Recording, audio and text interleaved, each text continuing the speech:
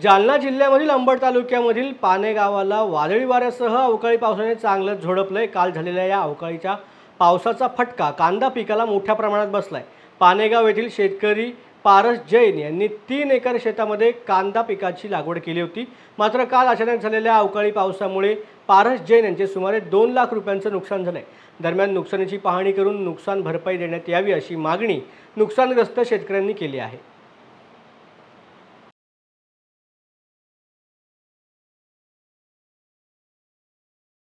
पारस जैन, राहणारा पानेगाव तालुका अंबड जिल्हा जालना। माझी कालच्या पावसाने गारपिटीने नुकसान झालेलं आहे।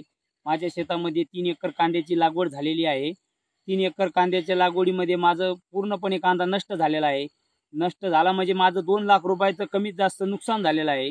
आणि शासनाने मला त्याच्याबद्दल प्रशासनाने काही लक्ष न दिल्यामुळे शेतामध्ये भरपूर नुकसान झालेलं आहे।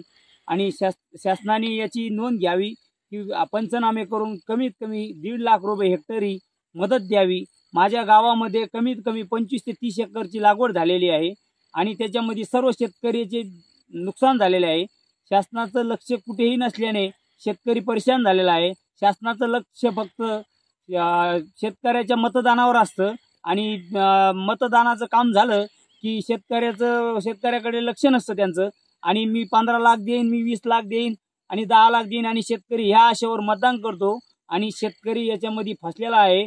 शेतकऱ्याला याच्यातून वरती काढावं, शेतकऱ्याला अनुदान द्यावं, शेतकऱ्याची भरपाई द्यावी ही नम्रतेची विनंती आहे।